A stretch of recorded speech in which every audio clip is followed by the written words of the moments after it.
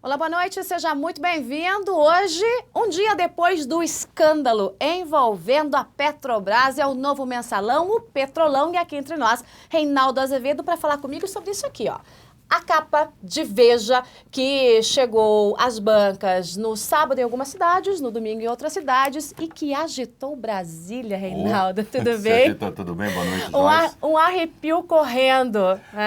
Tá todo mundo em pânico. Aliás, já havia, assim, havia uma tensão pré-delação, né? Havia uma TPD no ar, né? Aliás, há duas. Essa já agora está se cumprindo e também se teme que o Youssef opte pela mesma coisa, pela delação premiada. E, portanto, ele que já tem experiência, né? Ele que já tem é um experiência, delator ele já fez uma vez. Experiente. Isso, para você que não sabe, eventualmente não sabe, que está do outro lado, o Youssef, no episódio lá do Banestado, ele tinha feito uma delação premiada, pagou uma multa de 1 milhão. Essa delação premiada agora foi suspensa, porque ele voltou a delinquir, né? Porque o princípio da delação premiada é que você não volte a cometer crime. Mas o Youssef não resistiu à tentação, né? Ele voltou, portanto, ele perdeu o benefício daquela primeira e não sei se fará agora uma segunda. Quer dizer, ele não tem muita credibilidade para fazer uma delação premiada. Agora, o Paulo Roberto Costa, evidentemente, deixou todo mundo político em polvorosa. Você está vendo imagens do Paulo Roberto Costa? Para quem não se lembra dele, é aquele você viu imagens do Youssef, na verdade. Pouco, Mas o Paulo Roberto Costa é o ex-diretor da Petrobras, que foi preso. Isso. Ele está na Polícia Federal em Curitiba e optou pela delação premiada porque não quer ser o próximo Marcos Valério, segundo reportagem da própria revista Veja. E trouxe uma lista dos beneficiários do esquema semelhante ao mensalão, que ficou batizado de Petrolão. Isso. Por que semelhante ao mensalão? Porque é sempre a mesma coisa. É um tanto de dinheiro, propina, dinheiro roubado, que é rateado entre os integrantes da base aliada para manter a calma e a tranquilidade, a governabilidade. De novo, né? Você tem o mensalão, você teve várias ordens de crimes ali. Então, houve, em alguns casos, formação de quadrilha, lavagem de dinheiro, corrupção ativa, corrupção passiva. Mas o verdadeiro crime, que nem está categorizado exatamente, é um crime de Estado, é uma tentativa de golpe, como, aliás, o ministro Celso de Mello deixou muito claro no julgamento do mensalão. O que é? A tentativa de formar um congresso paralelo. A tentativa de você desviar as decisões importantes do Estado brasileiro, do Congresso, para um grupo fechado, financiado, no caso, com dinheiro público, porque o dinheiro é público, na verdade, o dinheiro da Petrobras. E agora é a mesma coisa, você tinha, outra vez, um grupo de parlamentares influentes, vão falar assim, puxa, mas 25 deputados, 6 senadores, um ministro de Estado, isso daí é suficiente para alterar? É, porque essas pessoas têm influência dentro do Congresso. A depender do dinheiro que eles peguem, esse dinheiro é redistribuído com outro grupo. E ninguém está falando do ministro da Pesca, verdade, né? É de Minas e Energia. Exatamente, né? Ministro das Minas e Energia, o Edson Lobão, né? A área a qual está feita a Petrobras. Né? Então é uma coisa gravíssima, né? Sem dúvida nenhuma, e veja, que funciona desde o governo Lula. Te surpreendeu, de alguma forma, Reinaldo? Não, porque depois não me do mensalão, Joyce, se esperava que o puxão de orelhas tivesse tido algum efeito, mas parece que não teve nenhum. Não, até porque operou ao mesmo tempo. Veja só, não me surpreendeu pelo seguinte, se você for pesquisar, acho que você sabe disso, durante uns 2 anos, eu era o único maluco da imprensa brasileira que falava em Pasadena. Ninguém falava mais em Pasadena. Estourou o escândalo, a Veja noticiou, e as pessoas esqueceram. E eu estava lá, cada pouco falava, e Pasadena. Até que a Dilma falou, realmente, não foi, aí reacendeu a questão. Estava na cara, aquilo foi feito em ano eleitoral. É só caixa 2 de campanha? Peraí, não é só. A palavra só realmente não combina com essa expressão caixa 2, né? Roubalheira. Se vai para a caixa 2, se vai para tomar cachaça, não importa. O fato é, estão usando dinheiro de uma estatal, estão prejudicando uma estatal para fazer as vontades de um partido político, de um grupo de poder, seja lá o que for. Então não é só. Né? É uma coisa muito grave. E veja, não é que acabou o mensalão, eles começaram com isso. Não. Vigorou ao mesmo tempo. Hoje até eu escrevi, eu brinquei, eu fico imaginando aquela gente que estava lá no Petrolão, dizendo assim, esses bobões do mensalão, todo mundo caiu e a gente aqui... Porque as coisas continuaram a funcionar normalmente. Isso está funcionando desde 2003. A diferença é a proporção em milhões, ou bilhões. Ou bilhões. Veja, só o prejuízo de Pasadena, eu não estou atribuindo todo o prejuízo de Pasadena à quadrilha, mas que a quadrilha atuou neste caso, atuou. Né? Estima-se que só esse troço aí, houve um desvio de 400 milhões. Não, 400 milhões, o desvio é da Abreu e Lima. São quase 800 né? milhões, 792. 796 milhões é o prejuízo apontado pelo TCU. Né? Estou dizendo quanto a quadrilha teria roubado. Só no caso da Abreu e Lima, por exemplo, Pernambuco, 400 milhões. Então, assim, é uma desproporção. Né? Antigamente, quando o dinheiro se falava numa roubalheira de 30 milhões, as pessoas diziam, nossa, 30 milhões, agora 400 milhões, 1 bilhão. As coisas mudaram de escala, elas mudaram de proporção. Mas, Reinaldo, você, como colunista de Veja, quem está acompanhando aí todos os dias no noticiário, hoje acompanhou junto com a gente a declaração da presidente candidata Dilma Rousseff, que disse em alto e bom som algo que é recorrente dentro aí, em meio aos escândalos que envolvem o Partido dos Trabalhadores. Ela disse, eu não sabia. A frase exata é, eu não tinha a menor ideia, que é mais ou menos a mesma coisa que o ex-presidente Lula sempre repetia em relação ao mensalão. Eu não sabia de nada. E aí? E aí, olha, a Economist hoje tem até um artigo tirando um pouco o sarro dessa história da Dilma e do Brasil, de alguma maneira. Veja só, existe uma coisa no direito que é muito ruim mesmo, que se chama responsabilização objetiva. Isto é, porque existe um chefe, então tudo que aconteça abaixo, a culpa é dele. Evidentemente não é assim. Então, aqui na Abril nós temos um presidente.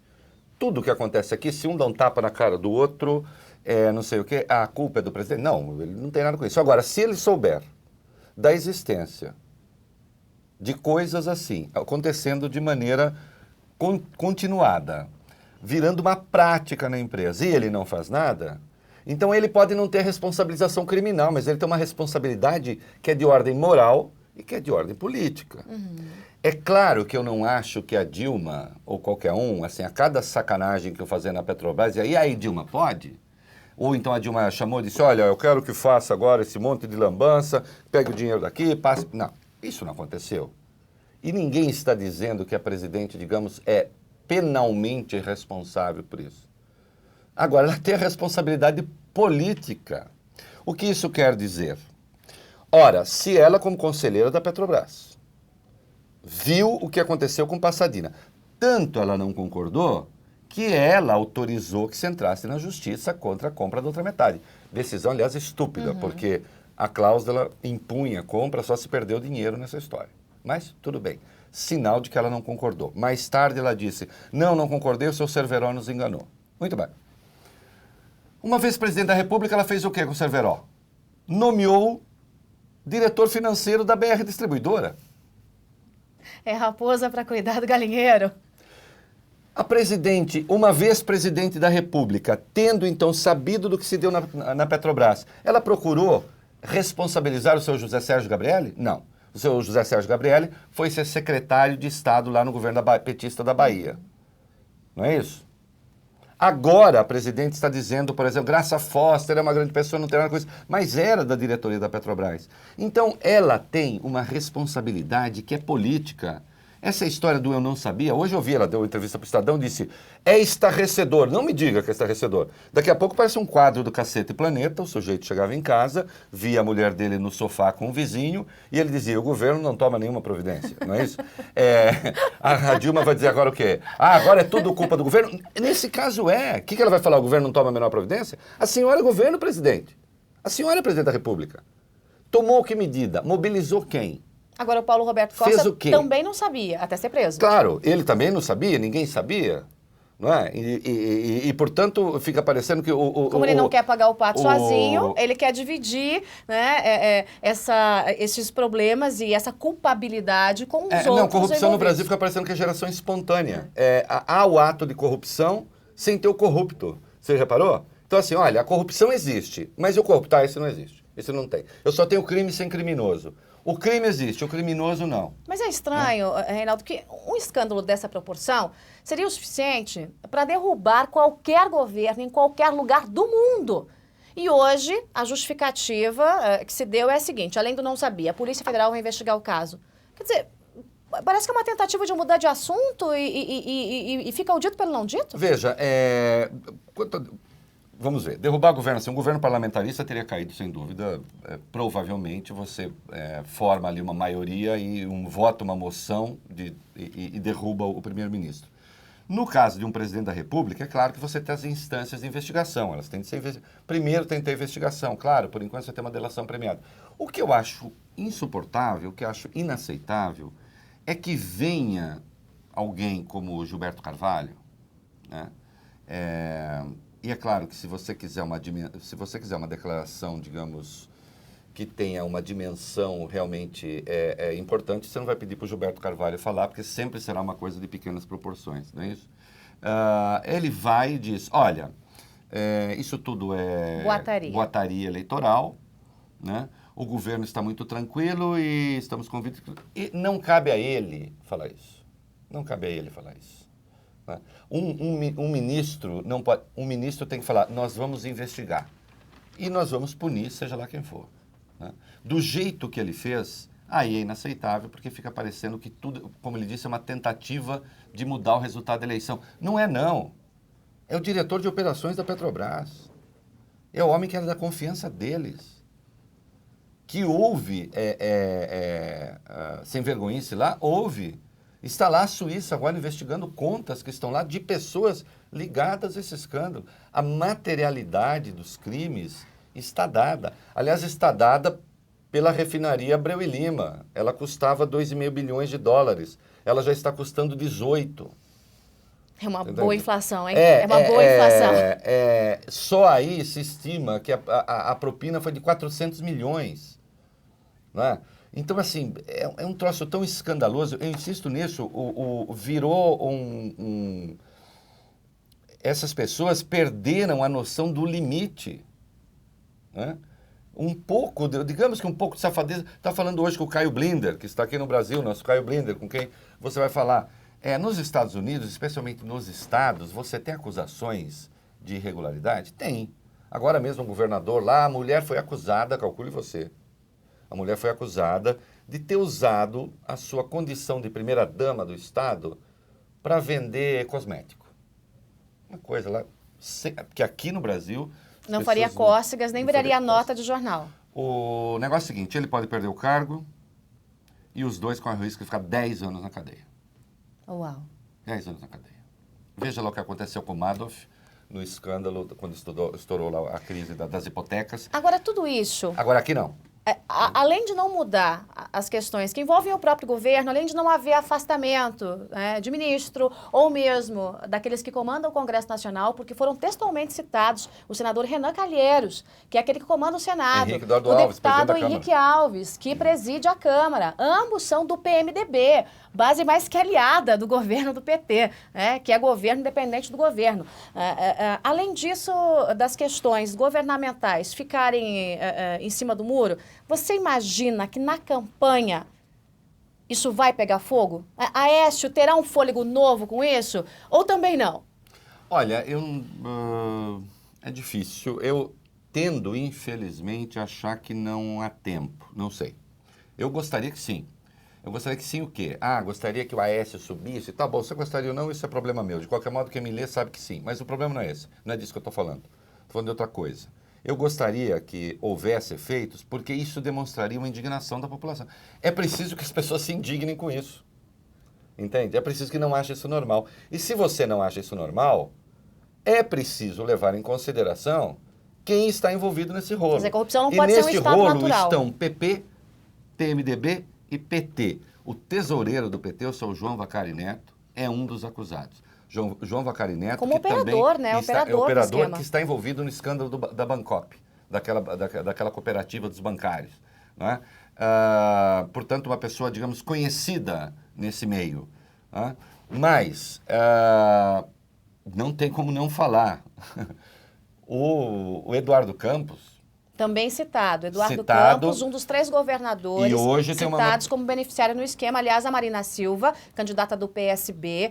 Aí você vê imagens, exatamente a foto que está em Veja. Marina Silva falou hoje que tem uma quadrilha, havia uma quadrilha comandando a Petrobras. E para falar de Eduardo Campos, ela preferiu fazer uma citação bíblica, dizendo: conheceis a verdade vos libertará. Exatamente, e é preciso conhecer a verdade. Porque, por exemplo, ficamos sabendo hoje que o Paulo Roberto Costa, ele antecipou para o governo de Pernambuco quase 500 milhões de reais a título de uso do Porto de Suape. Isto é, assim que Abreu e Lima ficar pronta, que deve acontecer só em novembro, e começar a operar, vai usar o Porto de Suape, que é estadual, e isso implicará pagamento de serviço do Porto de Suape. O Paulo Roberto Costa antecipou para o governo de Pernambuco quase 500 milhões para o seu Eduardo Campos, a título de antecipação. Não por acaso, Eduardo Campos Vivo, quando ele foi arrolar as testemunhas de defesa dele, ele citou justamente Eduardo Campos, entre as testemunhas de defesa. Então não adianta o PSB também fazer de conta que não tem nada com isso. Estas pessoas, estes partidos envolvidos nessa lambança, têm de saber que tem sim a ver com isso e tem de se explicar. Se vai ter efeito eleitoral... Até porque Marina não é uma PSB, coisa, né? A Marina não é ela PSB, vai falar que ela não rede, é, né? rede. Tanto é que ela mudou, veja, hoje ela mudou um pouquinho. Hoje ela disse, olha, tem uma quadrilha operando. Mas até ontem ela estava falando que era tudo ilação. Não, não é ilação. Hoje ela já disse coisa diferente. Ela disse, se estão trabalhando com a perspectiva da delação premiada, é porque deve haver algum indício, quando menos.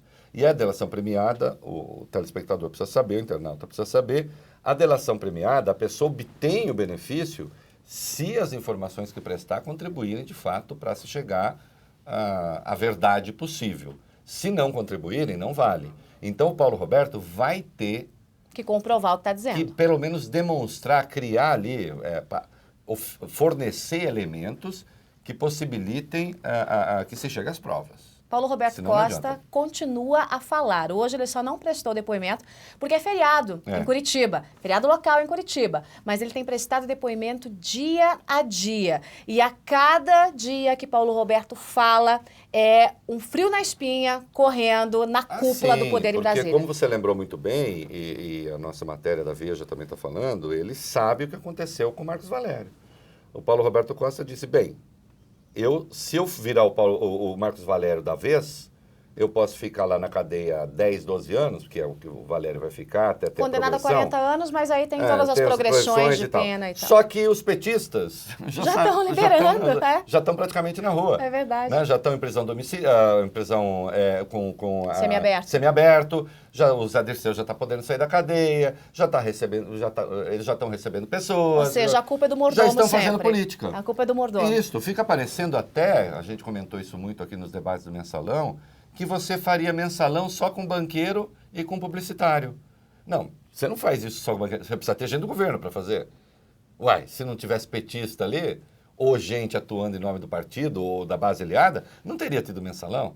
E agora a mesma coisa. As empreiteiras e o seu Paulo Roberto não produziram um escândalo sozinhos. Sem intermediação política, não há escândalo. Não é? E, portanto... Aí é preciso falar também, a gente vive a era da exaltação das estatais, o PT, 3 campanhas que fica falando desse negócio, eles querem vender a Petrobras, Ó, fecha aqui em mim um pouquinho, cadê? Aqui ali, falando para a câmera. E se não tivesse estatal no Brasil? Que maravilha. Porque a empresa privada, ao fazer negócio, ela procura sempre o melhor para si. E se alguém... O melhor para os seus acionistas. Desviar está na rua. E se alguém desviar, está na rua, está demitido. O seu Cerveró foi considerado responsável pela presidente Dilma, que era presidente do conselho, pelo mau negócio de Passadina. E ela fez o quê? Arrumou outro emprego para ele na própria Petrobras. Então, assim, por que não tem escândalo dessa natureza nos Estados Unidos com estatais? Porque não há estatais. Há os escândalos, sim, escândalo, aqui, ali, pouco dinheiro, mais na esfera estadual e quando pega, 10 anos de cana. Privatizar a Petrobras seria um bom negócio? Claro que sim, sempre seria. Ninguém tem coragem. Atenção, ninguém tem coragem. O Reinato está falando isso porque os tucanos querem. Não, eu não sou tucano, porque eu sou mais conservador que eles. 2, os tucanos não querem privatizar nada. Eu e o pastor. Você e o pastor Everaldo. O pastor tem 1%, não tem problema. Pode ter 1%, a ideia é certa. A ideia é certa. Por mim, não tem nem jardim da infância seria do Estado. Seria tudo privado. Sempre que alguém quer alguma coisa do Estado, telespectador, está querendo enfiar a mão no seu bolso. Ponha isso na sua cabeça. Estado tem de existir para a segurança pública. Aí sim. Estado tem de existir para o controle da qualidade da educação. Aí sim. E da mesma forma e o da Estado saúde. tem de existir para o controle da qualidade da saúde, para o controle da qualidade dos serviços públicos, de transporte, de telefonia e tudo mais. O resto Só pra deixa isso. com o empresário que ele O faz resto melhor. deixa com o empresário, com agências reguladoras que funcionem. Não com agências reguladoras, não estou dizendo que seja o caso, hein? Estou falando em tese. Com agências reguladoras cheias de pilantras, indicados por partidos políticos, que estão lá para se arrumar e para arrumar a vida dos seus respectivos partidos. Então, veja, a Petrobras, sai essa quadrilha de agora, daqui a pouco tem outra lá. Entende? Porque ninguém vai chegar à verdade e ao fundo do poço dessa história. Fica sempre com essa história, ai, a nossa empresa é pública. Você ganha o quê com isso? Além da gasolina mais cara do mundo. O que você ganha com isso? Muito bem. Reinaldo Azevedo, colunista de Veja, hoje no Aqui Entre Nós. Ele que disse o seguinte: eu sou muito mais à direita que o PSDB. E o bom mesmo é privatizar a Petrobras. Muito bem, Reinaldo. Obrigada. Até semana que vem no Aqui Entre Nós. Você acompanha os bate-papos, as entrevistas com os colunistas de Veja todo dia aqui comigo, sempre de noite e ao vivo. E a gente se fala amanhã. Tchau. Tchau.